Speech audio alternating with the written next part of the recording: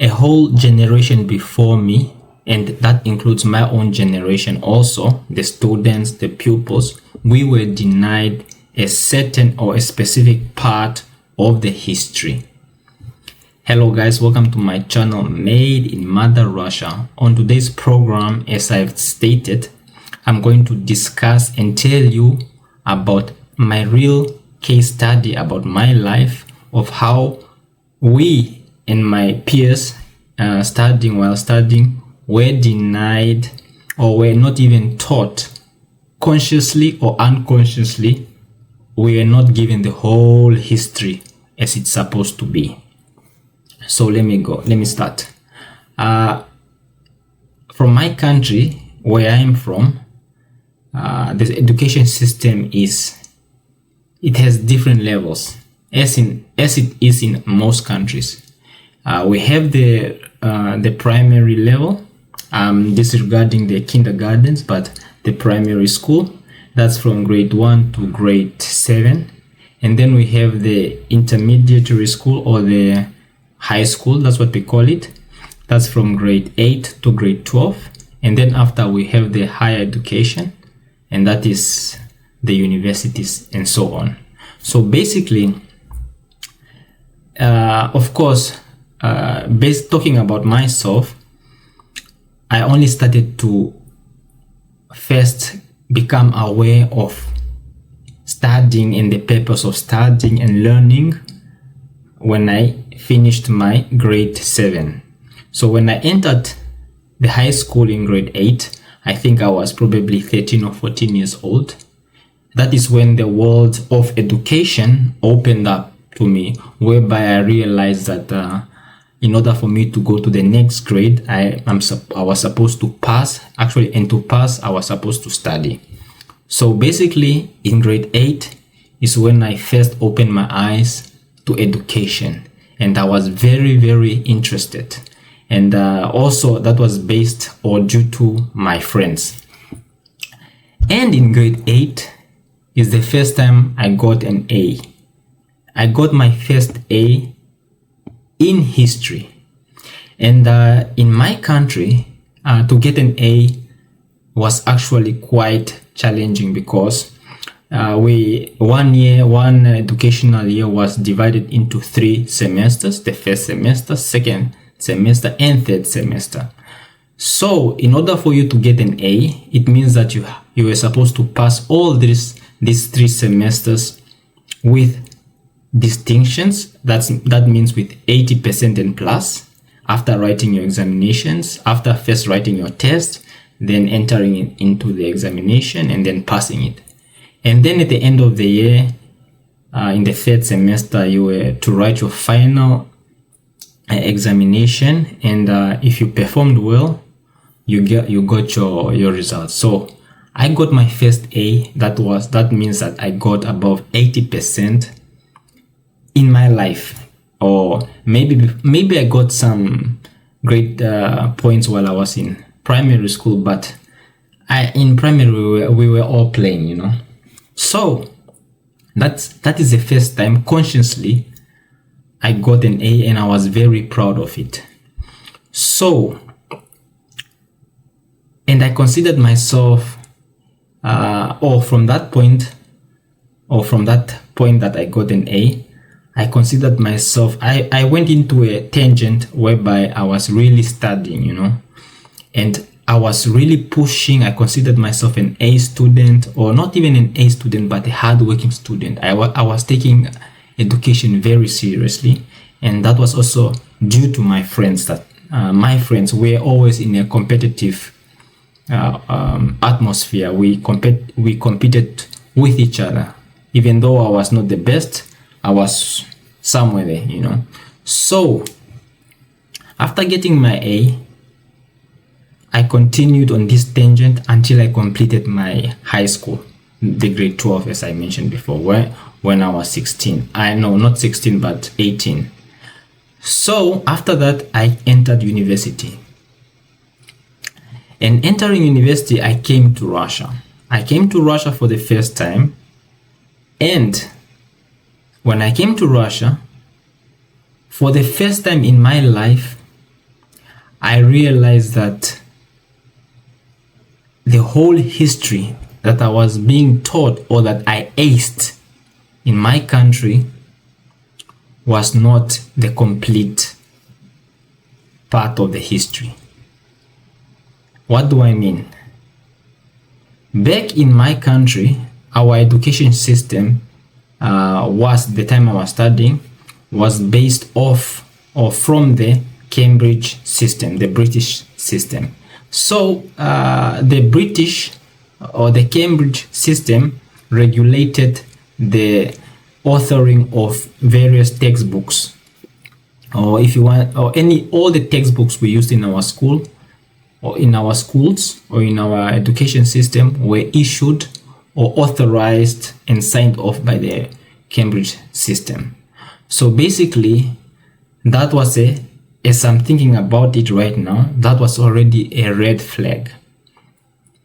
So after coming to Russia and starting to study with or from another educational system, I realized that our history that we were taught, the one that I aced, was not complete. There were important factors missing. What were those factors? I came to only whilst in Russia, I came to realize that it is the Russians or the Soviet Union, the Red Army, that lost over 27 million casualties during the World War II. I came to realize that it is here where the main front was, the Eastern Front. In our books back in my country, we were taught that the Allies, America and the British, the Europeans were the winners of the World War II. They were the main contributors. But right now, I came to understand, after as an early adult, I came to understand or know that that was all a false information or a false narrative being pushed. Probably it was a narrative being pushed, or probably just history being kept, not to be told from us. So basically, I came to this country and I realized that we were not taught or given the whole information. And the bad part about this, or the most frightening part about it, is the brainwashing. Imagine, as you are listening to me right now, you are you feel yourself very educated person, very forward thinking, but come to know after a certain a period of time, after some time, you come to know that everything you thought you knew, you actually did not know anything. And that is my case. I thought I knew it all because I was reading those books from the first page to the last page, because in those days internet was very, very rare. So our source of information were only those books, the ones that we were being the ones that we are getting from our schools. So that means that information was missing in those books. And the frightening part, again, as I'm telling you guys, is that I thought that I knew it all, but it came to my realization that I actually knew nothing. And that was not to my fault, but to the brainwashing, to the fact that not all the information was available, to the fact that the whole system, the educational system in my country, me and my friends and the peers, were all in a simulation or in a bubble, or in, let me say, in a 2D world.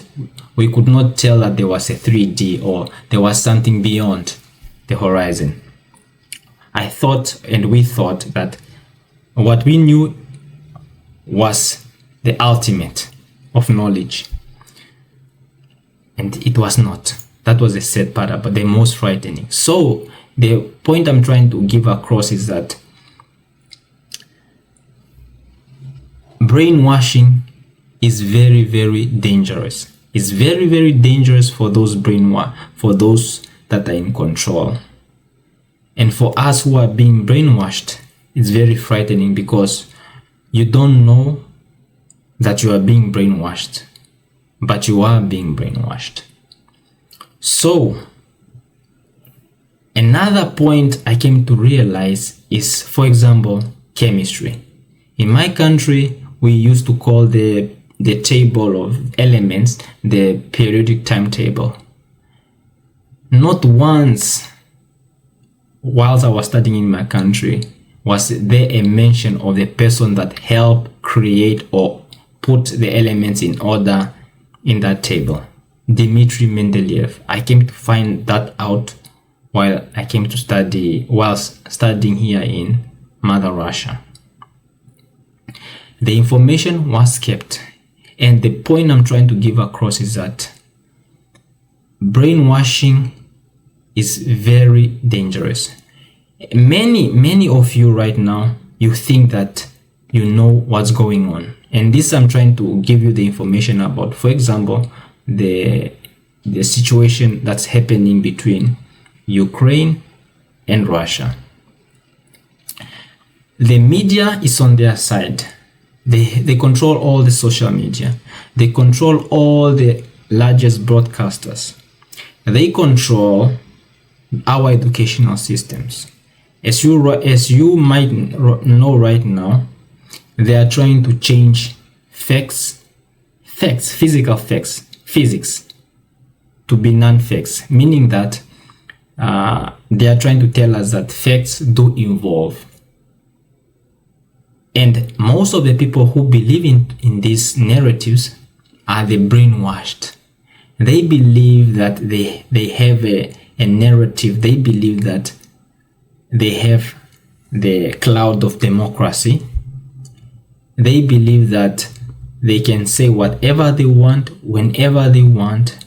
They believe in these trivial things as being democratically free, which is a shame, because the mere fact that they are being sold that illusion of being democratically free for expression or for whatever, that right there is the brainwashing. Because in reality, democracy cannot exist as we are animals. If you go in the savannah right now, in the jungle, the lion does not discuss or hold discussions with the hyenas, the jackals, and other predators.